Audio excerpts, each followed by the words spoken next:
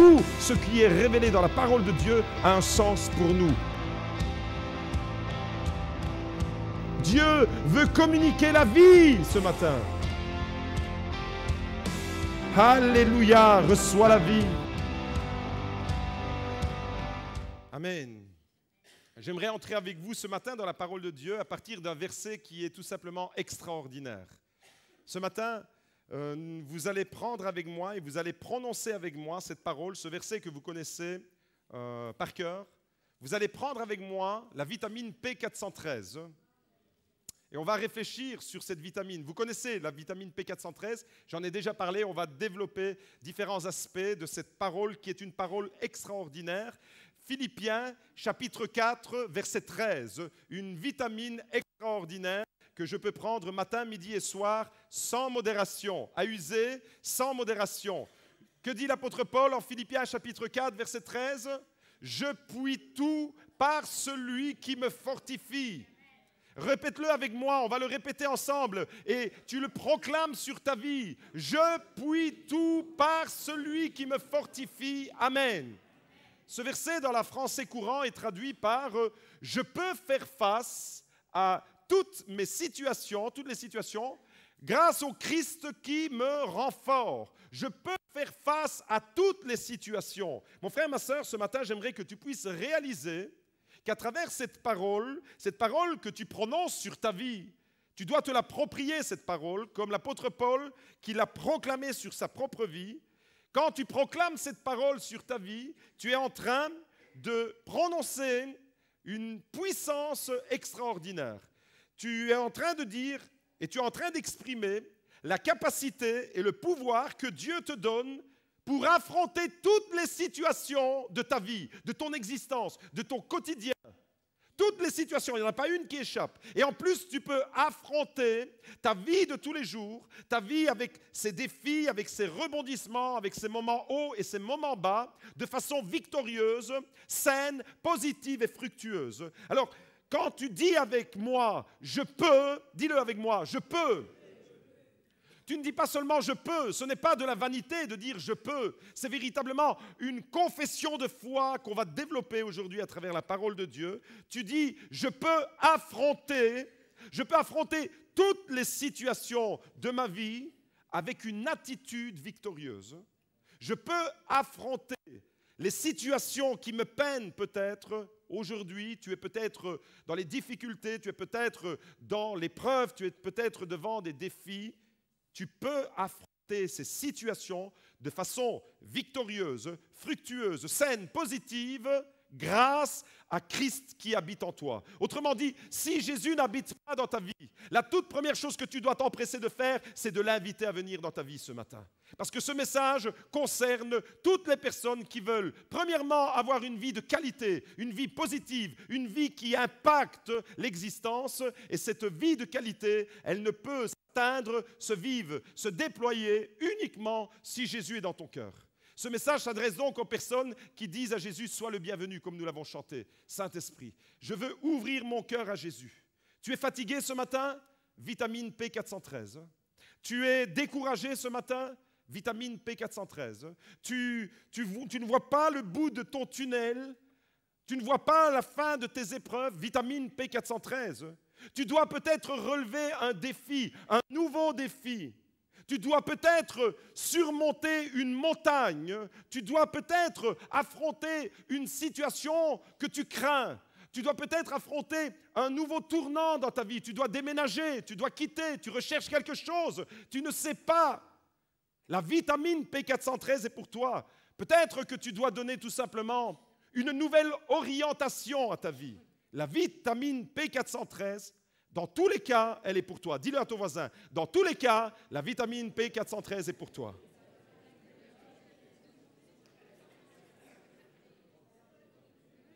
Par moments dans notre vie, on doit affronter des géants. Et il y a des géants que l'on doit affronter. La vitamine P413, alors, elle deviendra pour moi véritablement une source de vitalité à prendre. Alors, je vais enlever le côté pasteur et je vais revêtir le côté médecin que je ne suis pas. Je suis votre médecin qui vous dit, apprendre, cher monsieur, 3 fois par jour, matin, midi et soir, à apprendre sans modération. Vraiment, allez-y. Laissez traîner votre boîte de vitamines à hauteur des enfants. Parce que la vitamine P413, elle est pour tes enfants, pour tes ados, pour tes jeunes, pour tes vieillards, pour chaque personne, la vitamine P413 à prendre en abondance, sans modération. 3 fois par jour, quand tu te lèves le matin, vitamine P413. À midi, quand tu manges, que tu as le ventre lourd parce que tu as trop mangé, tu veux t'aider avec un petit verre de rouge. Rappelle-toi, le petit verre de rouge, c'est bon, pas trop, pas trop. Un verre, ça va, 2 verres. Bonjour les dégâts. Mais la vitamine P413, tu peux en prendre autant que tu veux parce qu'elle te dit, je peux faire face à toutes mes situations grâce au Christ qui me fortifie. Je veux entendre Alléluia. Je veux entendre Amen. La Bible, ce livre merveilleux contient des versets que je définis véritablement comme de la dynamite spirituelle. Je crois précisément qu'il y a des versets dans cette parole qui contiennent une puissance extraordinaire et la vitamine P413, vous avez compris, Philippiens chapitre 4, verset 13, fait partie de ces versets véritablement qui peuvent impacter votre vie. Une puissance est contenue dans ce verset que je vais développer avec vous ce matin, une puissance qui transforme la pensée d'une personne, la vision, son action, sa destinée. Philippiens 4, verset 13 fait partie de ces versets-là, qui va littéralement transformer ton existence à partir d'aujourd'hui. Si tu prends au sérieux le contenu de cette parole, ta vision, ta pensée, ton attitude, toute ta vie peut véritablement être impactée par cette parole et véritablement prendre une autre orientation dans ta vie. J'aimerais vous dire que dans ma vie personnelle, dans ma vie spirituelle, ce verset de Philippiens 4, verset 13, que j'aime appeler la vitamine P413, représente un des versets qui a le plus contribué à mon propre développement spirituel. C'est un des versets de la parole de Dieu qui a le plus impacté ma vie. Lorsque j'ai traversé les moments les plus difficiles de ma vie, lorsque mon père est décédé alors qu'il avait 55 ans, c'était certainement une des épreuves les plus douloureuses. Jusque-là, je n'avais pas encore vécu véritablement ce drame de la mort de quelqu'un de très proche. Mon père avait 55 ans, il avait plein de rêves, mais Dieu l'a rappelé. Et lorsque j'ai vécu ce drame, quand il y a une partie de vous qui s'arrache, quand vous perdez quelqu'un que vous aimez, il y a une partie de votre cœur qui se détache littéralement, qui saigne. On ne peut pas le comprendre tant qu'on n'est pas passé par une épreuve de cette ampleur. Et quelques temps plus tard, lorsque ma sœur, à l'âge de 32 ans, est décédée, pouvez-vous imaginer le cataclysme, le séisme? Pouvez-vous imaginer combien le cœur, pas seulement le mien, mais celui de ma famille, celui de ma mère, celui de mes enfants, de mon épouse, combien le cœur de notre famille a été complètement déchiré. Et je sais qu'il y a des personnes ici qui sont concernées par cela. L'épreuve du deuil, combien c'est douloureux, combien quand la personne, elle n'est plus là, combien ça fait mal de ne plus la voir à ses côtés, de ne plus plaisanter avec cette personne, de ne plus parler, de ne plus dialoguer. Alors j'aimerais vous dire, tant que vous avez vos parents, chérissez-les. Aimez-les. Tant que vous avez vos proches autour de vous, aimez vos parents. Cette vitamine P413, dans une des phases de ma vie qui a été la plus douloureuse, a été d'un grand réconfort. Comment est-ce que je peux affronter une période douloureuse, une période de deuil, une période où mon cœur est déchiré? Et des fois, on traverse des moments dans notre vie où notre cœur est tout simplement explosé, explosé de chagrin, explosé de douleur.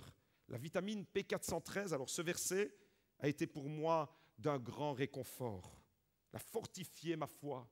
Des personnes qui ont perdu des enfants dans cette église, des personnes qui ont perdu des frères, des personnes qui ont perdu vraiment.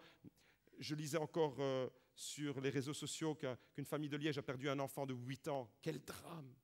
Combien ces moments, les moments où nous sommes affectés par la douleur, combien c'est important de savoir où on va aller puiser notre énergie. Et moi, j'ai choisi dans les moments les plus difficiles de ma vie d'aller puiser mon énergie dans la parole de Dieu. Et ce verset a été pour moi véritablement d'un réconfort immense. Lorsque, à d'autres moments dans ma vie, j'ai dû relever des défis qui me semblaient au-delà de mes capacités, au-delà de mes propres moyens. Lorsque, par exemple, vous devez savoir que lorsque j'étais aux études en secondaire, j'étais en décrochage scolaire. Je n'aimais pas étudier. J'étais plus connu pour être à l'école buissonnière que dans les salles de classe. Et je n'aimais pas étudier. Et lorsque le Seigneur a percuté ma vie avec son amour, lorsque Jésus a fait irruption dans ma vie, lorsque j'ai donné ma vie alors que j'avais presque 19 ans, je n'avais pas encore tout à fait 19 ans. Et là, très vite, lorsque le Seigneur a travaillé mon cœur, le Seigneur m'a donné non seulement le goût pour la parole, mais à me former. Et lorsque l'appel de Dieu pour le ministère s'est précisé, là, personne ne pouvait imaginer, moi le premier, je ne pouvais même pas imaginer un seul instant que j'allais pouvoir entamer des études en théologie, à la faculté de théologie, et pendant 10 ans étudier, pouvoir vivre de la parole de Dieu et enseigner. Personne, je ne pouvais pas, un défi qui me dépassait parce que c'était un univers qui pour moi était pour les autres, mais pas pour moi. Et là alors, quand j'étais devant, je me souviens du tout premier jour où tu débarques dans une nouvelle institution où tu ne connais personne, tout le monde te regarde, te dit, vous êtes le nouveau? Ah non, non, non, je viens d'arriver. Et vous vous dites, mais qu'est-ce qui m'attend là? Pendant plusieurs années, je vais maintenant, ma vie, elle prend une autre orientation. Quand j'ai dû relever des défis, des moments qui étaient des tournants dans mon existence, cette vitamine P413 a stimulé ma foi. Cette vitamine est venue véritablement booster ma foi. Et tous les jours de ma vie, depuis ma conversion, tous les jours de ma vie, quand je suis confronté aux difficultés quotidiennes comme vous et moi, notre vie n'est pas un long fleuve tranquille et nous avons tous des challenges, des défis à relever. Et nous avons tous des montagnes et des vallées à franchir, des moments où le soleil brille, des moments où il y a des orages. Dans ma vie de tous les jours, cette vitamine P413 remplit mon cœur d'une énergie extraordinaire. Je choisis, quand le ciel est gris, de ne pas laisser la grisaille du ciel entrer dans mon cœur, mais je choisis d'aller puiser le soleil qui est dans mon cœur afin qu'il illumine mes yeux. Je ne veux pas que l'extérieur conditionne mon être intérieur. Jésus en moi, je peux faire face à toutes les situations grâce au Christ qui habite dans ma vie, grâce au Christ qui me fortifie. Mes amis, tout ce que je vis alors, tout ce que tu vis, toi en tant qu'enfant de Dieu, si tu as donné ta vie à Jésus, je veux le vivre et tu peux le vivre intensément grâce à la vérité qui est contenue dans ce verset. Philippiens chapitre 4, verset 13, on va le développer et on va découvrir qu'il contient des principes merveilleux. 3 principes que j'aimerais partager avec vous ce matin. Et le tout premier principe, c'est le principe de penser positivement. À ne pas confondre avec la pensée positive dans le développement personnel. Aujourd'hui, on parle beaucoup de pensée positive, ça n'a rien à voir avec ça. Mais je crois que la foi chrétienne, je crois que lorsqu'on vit une foi authentique, une foi telle qu'elle est révélée dans la parole de Dieu, eh bien, le chrétien devient un homme, une femme avec une pensée positive, avec une vision positive, avec une parole positive. Je crois que le chrétien est appelé à prononcer sur sa vie, à voir sa vie avec les yeux de Dieu, prononcer sur sa vie la parole de Dieu qui sera toujours positive pour toi. Et je crois dans ce texte, dans ce verset, dans cette vitamine, qu'il y a une pensée positive. Le chrétien doit apprendre à dire « je peux »,« je crois », je fais confiance à Dieu, même quand ça devient difficile, devant une situation critique. Je fais confiance à Dieu. Le chrétien doit apprendre à reformuler son expression. Je crois, j'y arriverai, quelle que soit la situation, quel que soit le défi que tu as à relever en ce moment, je peux, je crois, j'y arriverai, je fais confiance à mon Dieu et je triompherai de cette situation. Je veux non pas me conditionner, je ne veux pas être quelqu'un qui s'auto-conditionne, je vais puiser dans la parole de Dieu. Quand tu dis « je peux », c'est la toute première phrase que Paul prononce dans ce verset, « je peux », c'est le tout premier mot. « Je peux », c'est exprimer sa foi et prendre position au niveau de nos pensées. Dire « je peux », c'est exprimer ta foi, exprimer ta confiance, exprimer vraiment que tu sais que tu as un Dieu pour qui rien n'est impossible. Ta situation, les difficultés que tu rencontres ne sont pas un problème pour Dieu. Quelle que soit l'intensité dans laquelle tu te trouves maintenant, quelle que soit la chaleur de la fournaise peut-être dans laquelle tu es, pour Dieu ce n'est pas impossible.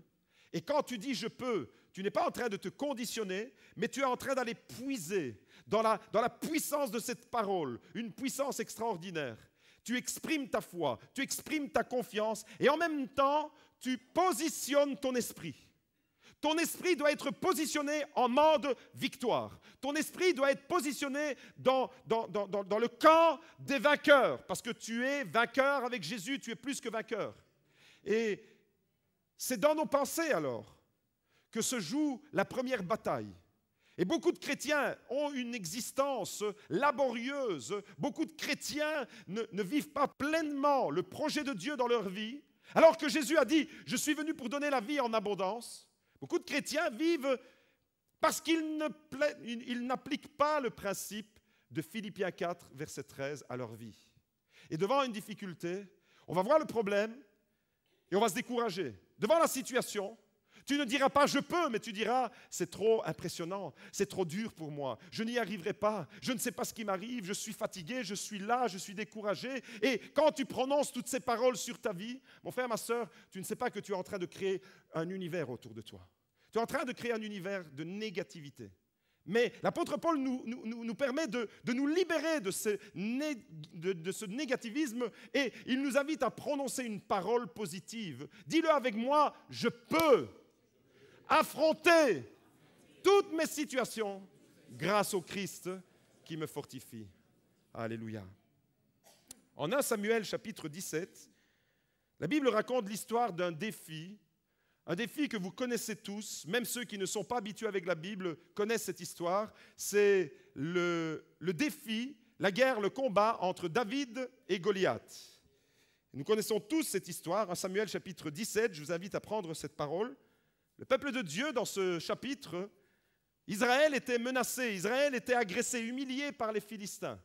Comme il arrive à nous, chrétiens, en tant qu'enfants de Dieu, de nous sentir menacés, de nous sentir agressés, humiliés. Tous les jours, nous est-il dit dans le texte de 1 Samuel 17, tous les jours et pendant 40 jours, Goliath, un géant de 3,25 m, il venait se présenter devant Israël et menaçait les enfants de Dieu. Alors, on va découvrir l'histoire. 1 Samuel chapitre 17, je lis à partir du verset 1er. Les Philistins rassemblèrent leur armée pour faire la guerre. Ils se rassemblèrent à Soko, qui appartient à Juda. Ils campèrent entre Soko et Azekah, à Éphes Damim. Saül et les hommes d'Israël se rassemblèrent aussi. Ils campèrent dans la vallée d'Éla et ils se rangèrent en ordre de bataille pour affronter les Philistins. Les Philistins se tenaient sur la montagne d'un côté et Israël se tenait sur la montagne de l'autre côté. La vallée était entre les deux. Je m'arrête là. Je plante le décor. Deux armées qui s'affrontent. Saül, roi d'Israël, il est organisé. Son armée est organisée. Il y a une vallée et deux montagnes. D'un côté, il y a les Philistins, de l'autre côté, Israël. Les deux camps s'observent. La vallée au milieu va devenir le champ de la bataille. Et la Bible nous dit que Saül était organisé. Des fois, on peut être organisé dans notre vie. On peut prévoir des choses, on peut planifier des choses. La Bible dit clairement que Saül avait organisé par ordre de bataille son peuple. Son armée était constituée. Vous voyez, il a prévu. Et des fois, nous sommes prévoyants, mais nous n'arrivons pas à prévoir l'imprévu. Et Saül n'avait pas prévu qu'il y aurait un géant qui s'appelle Goliath. Et tu es en train de faire des plans, tu es en train de te projeter, tu es en train d'organiser ta vie. Et puis il y a un détail. Saül, ce détail-là, il ne le connaissait pas. Et ce détail-là, il va venir chambouler tout. La Bible nous dit, on lit la suite, au verset 4, qu'un porte-parole sortit alors du camp des Philistins et s'avança entre les deux armées. Imaginez la scène, vous êtes là, en Israël, et puis du camp des Philistins, il y a un homme qui se détache. C'est un porte-parole. Il se nommait Goliath. Il était de Gath et il avait une taille de 6 coudées et un empan, ce qui fait 3,25 m. Alors, je passe les détails de son équipement militaire. En tous les cas, il était bien équipé. Au verset 8, il est dit, « Il s'arrêta et s'adressa aux troupes d'Israël et leur cria, « Pourquoi sortez-vous en ordre de bataille? Ne suis-je pas moi le Philistin et vous n'êtes-vous pas les esclaves de Saül? Choisissez un homme qui descende contre moi. S'il peut se battre contre moi et qu'il me tue, nous serons vos esclaves. Mais si je l'emporte sur lui et que je le tue, vous serez nos esclaves et vous nous servirez. Le Philistin dit encore, je lance en ce jour un défi aux troupes d'Israël. Donnez-moi un homme et nous nous battrons ensemble. Voilà le défi. Un homme qui lance un défi. Vous imaginez la responsabilité. Il lance un défi pour un autre homme. Il dit, donnez-moi un homme, on va se battre. Celui qui vaincra, son peuple dominera sur l'autre. Si moi, Goliath, je bats votre homme, les Philistins domineront sur Israël. Si votre homme du peuple d'Israël me bat, alors ce sont les Philistins. Vous imaginez la pression qui devait reposer sur cet homme? Il avait le destin de tout un peuple sur ses épaules. Heureusement pour nous, celui qui a porté notre destinée, c'est Jésus. La pression, c'est sur Jésus qu'elle s'est exercée. C'est lui notre vainqueur. Mais imaginez-vous ici, le défi qui est lancé. La pression est immense. Et des fois, voyez-vous, on subit des pressions dans notre vie. Des pressions qu'on n'arrive plus à gérer. Et Saül ne sait plus gérer. Cette pression, elle est trop importante. Le peuple d'Israël ne sait plus gérer. Des fois, dans notre vie de tous les jours, sur notre lieu de travail, et peut-être même des fois dans l'église, on peut subir des pressions que nous ne gérons plus. Et à un moment donné, on a juste envie d'une chose, c'est de décrocher. On a juste envie d'une chose, de dire, j'ai besoin de congé, j'ai besoin d'aller me dorer au soleil, j'ai besoin de 2-3 semaines pour souffler, faire le point. La pression de mon patron, de mon chef, de celui qui est à mon côté, mon collègue, est trop grande. Goliath ici lance un défi et des fois, devant les défis que la vie nous lance, on peut être désemparé. Le résultat de ce défi au verset 11, regardez le résultat. Saül lance un défi à un homme.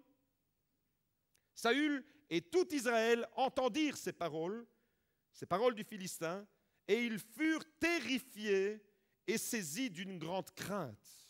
Saül, le roi d'Israël, avec son armée bien organisée, est terrifié. Et il est saisi d'une grande crainte. Et il y a des situations dans nos vies. On se retrouve devant peut-être des géants qui nous terrifient. Et j'aimerais te poser ce matin la question de la part de Dieu. Y a-t-il des géants qui vous terrifient?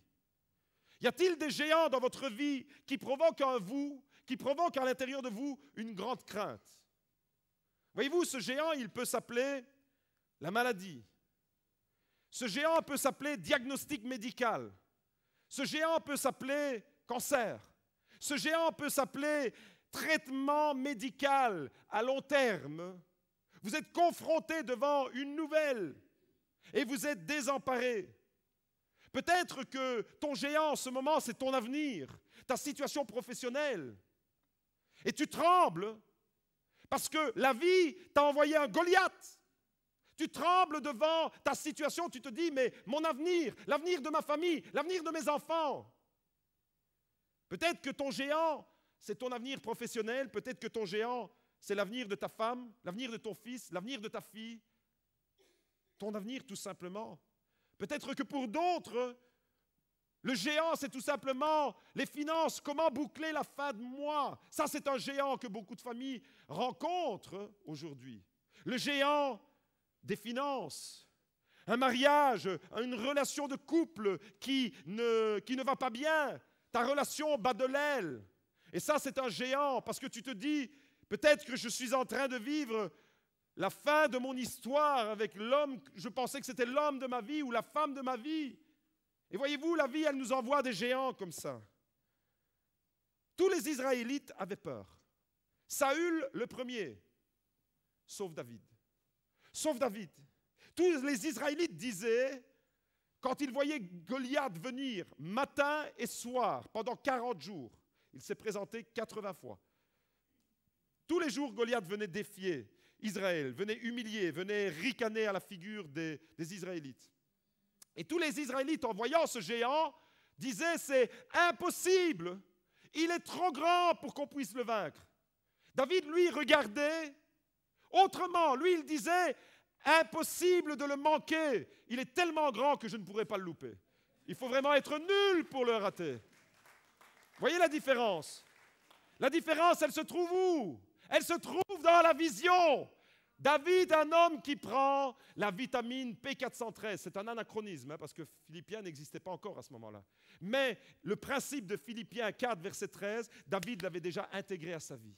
Je peux faire face à mon Goliath. Ce matin, est-ce que tu peux le dire? Je peux faire face à mon Goliath. Je veux faire face à tout ce qui veut semer la terreur dans ma vie. Chaque matin, David prenait, alors que Goliath se présentait, une dose de la vitamine P413. Je peux. Quand je le vois, il est tellement grand. Il faudrait vraiment que je sois nul pour le rater. Vous voyez, ce n'est pas Goliath le problème. C'est la vision qu'on a sur Goliath. C'est comment tu vois ton problème. Comment tu vois ta destinée.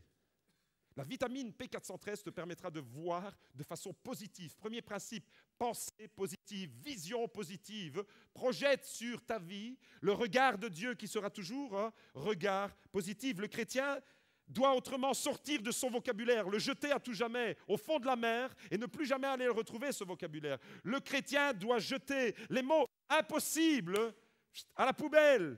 Compliqué, trop fort, trop grand, trop dur, trop difficile. Le chrétien ne devrait jamais prononcer de telles paroles. Parce qu'il n'y a rien qui est impossible pour Dieu. Trop élevé pour atteindre cet objectif. Faux, archi faux. Si tu le dis, tu te conditionnes. Ta pensée ne sera pas positive. Ta pensée ne sera pas une pensée imprégnée de la vitamine P413. Et par moments, on a besoin de persévérance. Tu commences un projet, tu commences une activité, tu commences, ta vie, elle est en train de prendre une vitesse de croisière. Et dans les années 70, par exemple, il y avait un projet de construction assez impressionnant. La société Airbus a lancé son projet pour concurrencer la société Boeing, qui était une société américaine. Et dans le cœur des Français, des Européens, est né ce projet, un projet gigantesque. Alors, au début de cette entreprise, très peu de personnes croyaient dans la réalisation de ce projet. Boeing avait déjà toutes les parts du marché. Boeing était déjà une société hyper connue mondialement. Et Boeing, la société américaine Boeing, le concurrent direct, regardait cette initiative des Européens, de Airbus, avec mépris, avec le regard de Goliath. Le géant Boeing regardait le petit David Airbus avec mépris, en train de ricaner. Et il y avait même des annonces qui étaient faites vraiment humiliantes à la face des Européens. Tellement qu'elles étaient humiliantes, c'est que l'entreprise Airbus, qui était à ses débuts, a connu des échecs. Alors, quand vous êtes dans un projet, qu'il y a quelqu'un d'autre qui vous regarde et qui ne croit pas dans votre projet, qui ne croit pas et qui vous rit à la figure et qui n'attend qu'une chose, c'est que vous puissiez vous casser la figure, quand vous rencontrez des difficultés, alors là, vous êtes déstabilisé, vous dites peut-être qu'il avait raison. Peut-être que finalement, je ne suis pas dans le bon. Peut-être que finalement, il faudrait peut-être que je revoie un peu ma politique. Et l'entreprise Airbus a connu à ses débuts des échecs, des attaques, de l'opposition. Et en quelques années, la société a commencé à patauger. Et quelques années plus tard, il était même envisagé de fermer, de ne plus donner suite à ce projet Airbus. Et je crois que des fois dans nos vies, nous sommes comme cette entreprise Airbus. Je crois que nous avons des fois des projets, nous avons un appel pour servir Dieu, et nous sommes confrontés à des difficultés. Et ces difficultés-là, elles prennent le dessus. Des attaques, qui n'en a jamais eu? On est tous attaqués de partout. Par devant, par à côté, gauche, droite, par derrière. Des attaques, du mépris, de l'humiliation, du découragement. Et le découragement peut tellement envahir le cœur d'une personne qu'on peut être à deux doigts de lâcher, vous voyez? Et on pourrait être, comme peut-être étaient les dirigeants, les PDG de Airbus, en train de dire « mais je suis à deux doigts de baisser les bras, il ne m'en faut plus ». Mais à un moment donné, à force de persévérer, il y a quelques hommes qui ont cru, qui ont continué à croire dans le projet Airbus. Et ils ont persévéré. Et à force de persévérer, l'entreprise a commencé à remonter la pente. L'entreprise Airbus a tellement remonté la pente qu'aujourd'hui, cette société européenne est leader mondial en aéronautique. Celui qui était humilié, celui qui était la risée de tous, aujourd'hui est leader mondial au niveau de l'aéronautique et la société Boeing peut rougir. Mes amis, les difficultés n'ont pas empêché l'entreprise Airbus de réussir. De la même manière que les menaces de Goliath n'ont pas empêché David de remporter la victoire. De la même manière que toutes les menaces, toutes les oppositions, toutes les difficultés que tu rencontreras dans ta vie ne t'empêcheront pas de vivre le projet de Dieu si tu appliques le principe de Philippiens 4, verset 13. Je peux faire face à toutes les situations grâce au Christ. Je peux. Une pensée positive. Imprègne-toi. Jette à la poubelle tous ces mots de vocabulaire qui viennent amener du négatif dans ton existence. Les mots impossible, trop dur, trop difficile, trop élevé, je n'y arriverai pas. Faux, archi faux, tu arriveras par la grâce de Dieu. Deuxième principe qu'on trouve dans ce verset, c'est une attitude positive. C'est une action, l'attitude qui détermine mon action. Il ne s'agit pas seulement d'avoir une bonne pensée, mais cette pensée, elle doit se traduire en acte. Si tu n'as que des bonnes idées, si tu n'as que des bonnes pensées dans ta vie, mais que ça ne se traduit jamais en mise en action, en attitude, si tu n'extériorises pas ce qui est à l'intérieur, alors tes pensées, elles ne te serviront à rien. Je peux avoir les meilleures idées pour construire une nouvelle ville dans le désert, pour amener toutes sortes de projets qui vont donner du travail aux gens. Si je ne me mets pas en action, mon idée, elle sera peut-être géniale, mais elle ne servira à rien. Et le deuxième principe qu'on trouve alors dans cette parole de Philippiens 4, verset 13, c'est une attitude positive, l'attitude qui va déterminer mon action. Je ne dois pas seulement croire, je ne dois pas seulement le penser, je ne dois pas seulement croire que Dieu est possible, il est tout à fait possible que Dieu intervienne, mais je dois agir en conséquence. En Philippiens chapitre 2, verset 13, la parole de Dieu nous dit que c'est Dieu qui met en nous le vouloir et le faire. C'est-à-dire qu'il va nous donner non seulement le désir dans la pensée, il va nous communiquer son projet, mais il va nous donner les moyens pour y arriver. C'est une parole qui rejoint Philippiens chapitre 4, verset 13. La logique du disciple que tu es, la logique du disciple que nous sommes tous, disciples de Jésus-Christ, c'est j'affronte ma situation, je ne recule pas. Je persévère, je n'abandonne pas. La logique du disciple, le disciple, il est programmé par l'ADN qu'il a reçu. Cet ADN spirituel, c'est le Saint-Esprit. Et le Saint-Esprit ne te poussera jamais à abandonner. Le Saint-Esprit te poussera à persévérer même quand ça fait mal, même quand tu seras découragé, même quand il y aura des Goliaths qui viendront se présenter pour te faire peur. La logique du disciple, c'est je continue malgré les difficultés. Est-ce que tu peux dire amen? Malgré les difficultés, je tiens bon. Je résiste. 1 Samuel 17, 32, alors, la suite du récit. David dit à Saül que personne ne se décourage à cause de ce Philistin. Ton serviteur ira se battre avec lui. Que personne, David, un gamin, un adolescent, un jeune homme, qui va dire au roi d'Israël qui avait organisé son armée que personne ne se décourage. Vous savez, quand David a prononcé cette parole, personne ne croyait dans ses capacités. Personne n'aurait parié 1 euro, 50 cents sur David. Ses frères, son frère aîné, regardez avec moi l'attitude du frère.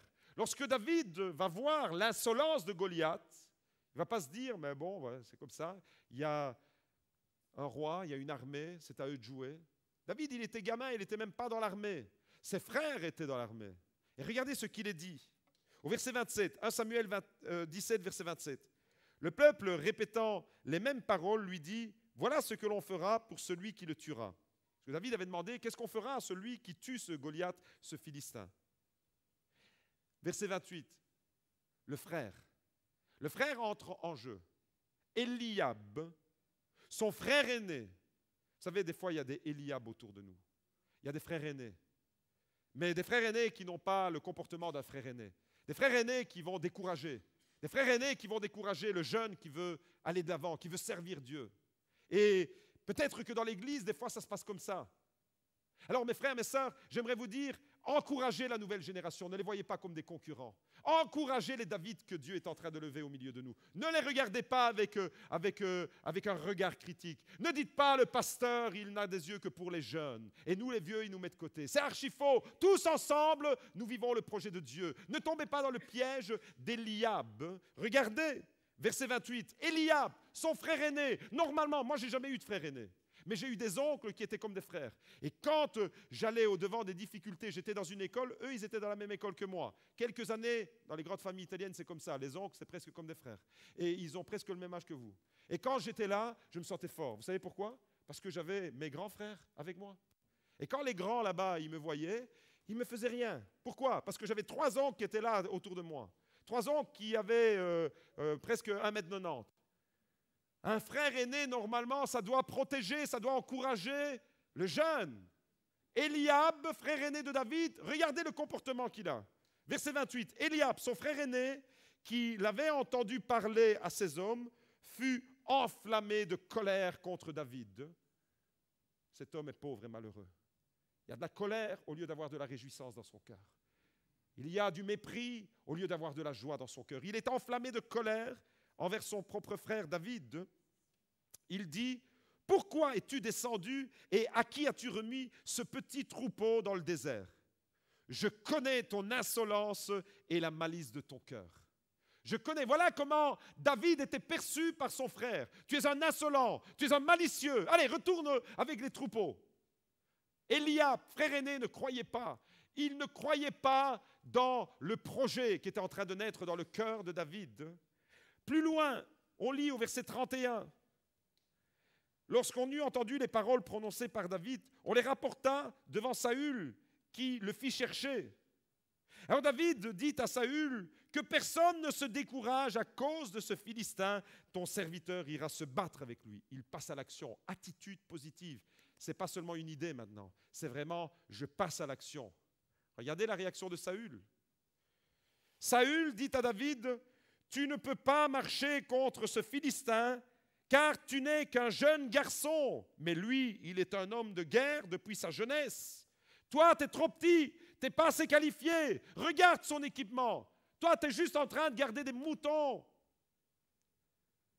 Des fois, dans la vie, on affronte des Goliaths. On se dit, j'ai des frères autour de moi. J'ai des gens qui s'appellent Eliab. J'ai des gens qui s'appellent Saül, qui normalement sont dans mon camp, devraient me soutenir pour entrer dans le projet. Et on affronte des Goliaths. Et puis, on se rend compte que finalement, on doit affronter aussi des Eliab. On doit affronter aussi des Saül. Ceux, normalement, qui devraient être avec nous pour soutenir le projet, eh bien, ils nous regardent avec mépris. Ils nous regardent avec un regard de jugement. Qu'il n'en soit pas ainsi dans l'Église de Dieu, mes amis. Qu'il n'en soit pas ainsi tous ensemble. L'apôtre Paul pouvait dire « Je puis tout par celui qui me fortifie.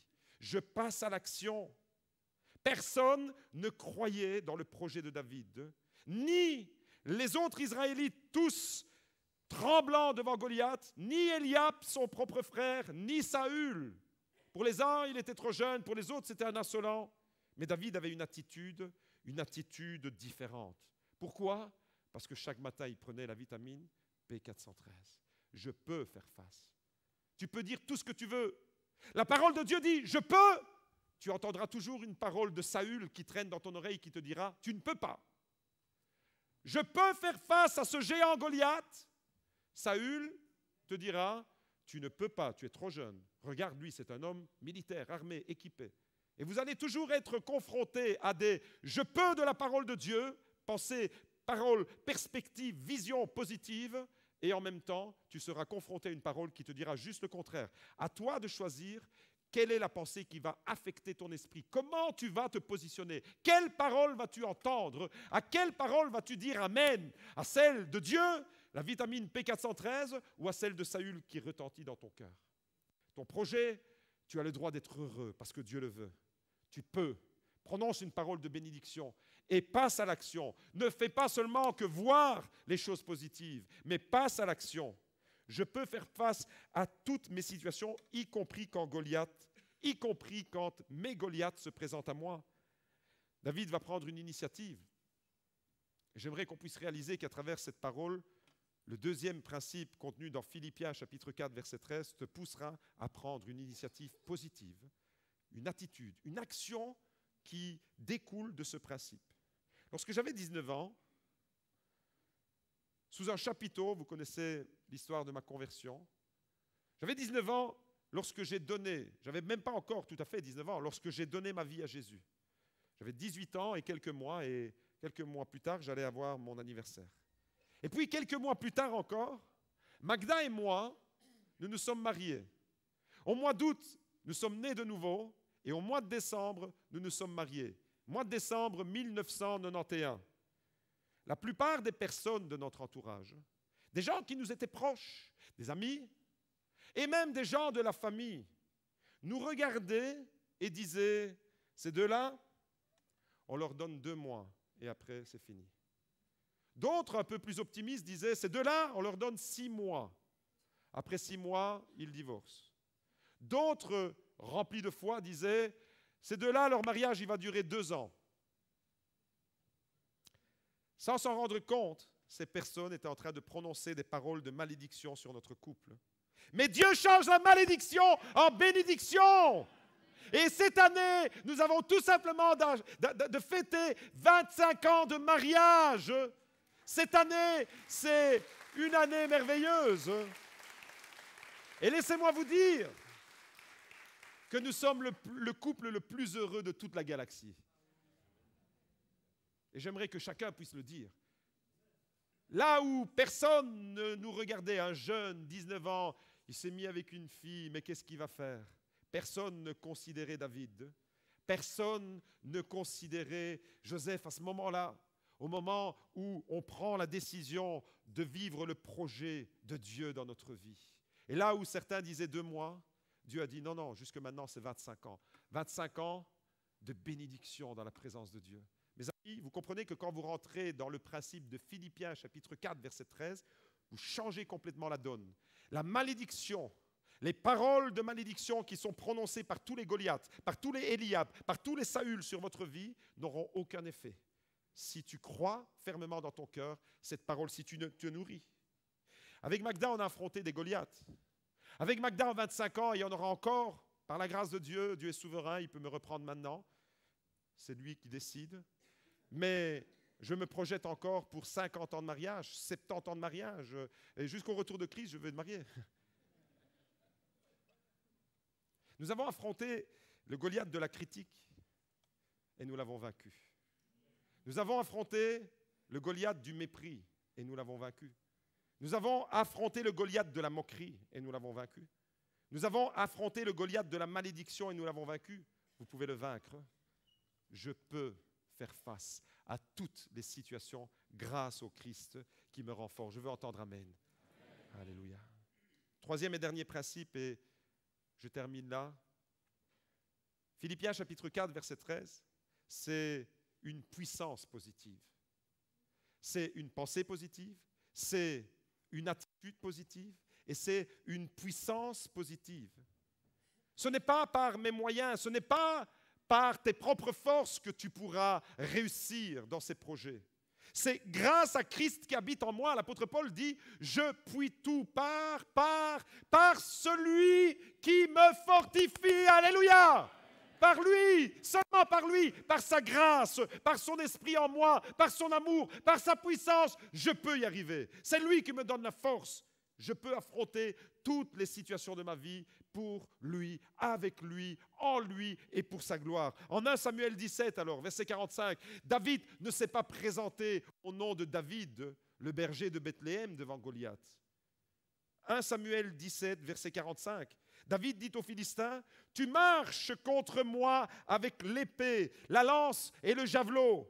Et moi, je marche contre toi au nom de l'Éternel des armées. » Yes, c'est au nom de l'Éternel que je vais remporter des victoires. C'est parce que Jésus est en moi que je suis destiné à être un vainqueur. Au nom de l'Éternel. Goliath se présente au nom de ses propres armes, avec des armes redoutables. La lance, le javelot, les armes que l'ennemi dresse contre toi. Le prophète Ésaïe dit qu'elles seront nulles et sans effet. tu désamorces les armes de l'ennemi. Les paroles de malédiction qui ont été prononcées sur ta famille, tu les désamorces au nom de Jésus.